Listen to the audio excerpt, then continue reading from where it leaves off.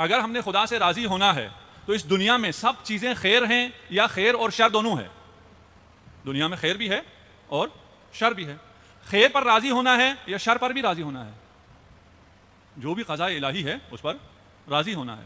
اچھا اگر وہ قضاء الہی خیر بھی قضاء الہی شر بھی قضاء الہی، تو خیر کو بھی خدا نے خلق کیا اور شر کو بھی خدا نے خلق کیا. خدا نے شر کیوں خلق کیا؟ وہ قادر مطلق ہے، اس نے شر کو خلق ہی کیوں کیا؟ اب اس کا یہ سوال بہت پرانا ہے اور بہت پرانے زمانے سے اس کے جوابات بھی چلے آ رہے ہیں. ایک جواب جو آپ جانتے ہیں، کچھ لوگ اس کے قائل ہو کے خالق شر الگ ہے، خالق خیر الگ ہے، دو الہ، دو خدا کے قائل ہو گئے. خیر اس کا رد کی یہاں ضرورت بھی نہیں ہے اور یہ آج کل مردود ہے، اس کی تو کوئی گنجائش ہی نہیں. یہ جو اصل اشکال اب کرتے ہیں اور جو ایتھسٹ اب جس کو پیش کرتے ہیں، آج سے پہلے ایتھسٹ یہ کہتا تھا کہ آپ کیونکہ خدا کو ثابت نہیں کر سکتے، کیونکہ میرے پاس دلیل نہیں ہے کہ خدا ہے، اس لیے خدا نہیں ہے. کیونکہ میں اپنی آنکھ سے خدا کو دیکھ نہیں سکتا، اس لیے خدا نہیں ہے. اچھا اس کا مطلب یہ ہوا کہ آپ کے پاس خدا کے نہ ہونے پر کوئی دلیل نہیں ہے. آپ کی ساری دلیل یہ ہے کہ ہمیں پتہ نہیں ہے کہ خدا ہے بھی یا نہیں ہے. ہم ثابت نہیں کر سکتے اس لیے نہیں ہے، ہم دیکھ نہیں سکتے اس لیے نہیں ہے. یہ دلیل بھی اب نہیں چلتا، یہ آرگومنٹ اب نہیں چلتا. کیوں؟ اس لیے کہ ہم جن چیزوں کو ثابت نہیں کر سکتے تھے اب ثابت کرنا شروع کر دیا ہے. جن چیزوں کو نہیں دیکھ سکتے تھے وہ وجود رکھتی ہیں، اب ان کو مختلف آلات کے ذریعے سے دیکھنا شروع کر دیا ہے. وہ گزشتہ انسان تھا جو کہہ سکتا تھا کیونکہ نظر نہیں آتا اس لیے نہیں ہے. اس دنیا میں بہت سی چیزیں ایسی ہیں، یا یوں کہوں زیادہ چیزیں ایسی ہیں جو نظر نہیں آتی. نظر آنے والی چیزیں کم ہیں، نظر نہ آنے والی چیزیں زیادہ ہیں. بس نظر نہ آنے پر خدا کا انکار نہیں کیا جا سکتا. یہ بھی پھر جو ایتھسٹ ہیں، ملحد ہیں، ان کی یہ دلیل بھی پرانی ہو گئی. اس کے بعد اب جو دلیل وہ زیادہ قوت کے ساتھ پیش کرتے ہیں اور ہمارے جوان یونیورسٹیز میں اور سوشل میڈیا پر اس قسم کے سوالات ان کو پیش آتے ہیں، ہمارے ممبر سے ان کو کم ایڈریس کیا جاتا ہے. وہ یہ ہے کہ اگر خدا ہے، اف گاڈ، پھر وائی ایول، پھر شر کیوں ہے؟ خدا اگر ہے تو پھر شر نہیں ہونا چاہیے تھا. اب شر ہے اس کا مطلب یہ ہے کہ خدا نہیں ہے.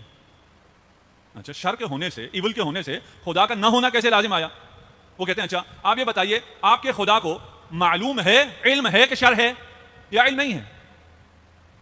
خدا کو یا تو معلوم ہوگا کہ دنیا میں شر ہے، ہمارے ساتھ کیا ہو رہا ہے، یا معلوم نہیں ہوگا. کیا جواب دیں گے آپ؟ خدا کو معلوم ہے. اگر ہم کہیں معلوم نہیں ہے تو پھر جہل لازم آتا ہے. وہ آل نوئنگ ہے، وہ عالم ہے، اسے علم ہے.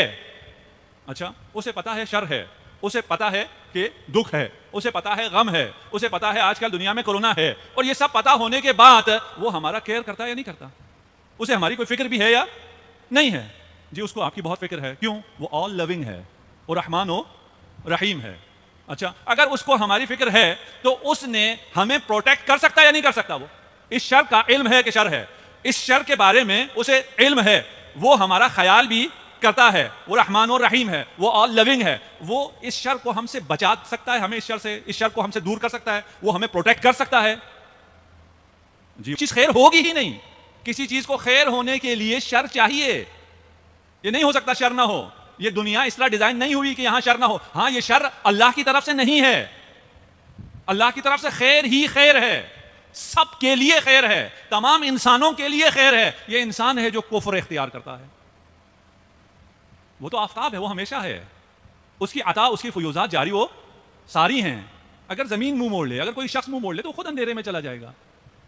اور اس کے لیے ضروری ہے کہ شر ہو تاکہ وہ خیر کو پہچان سکے.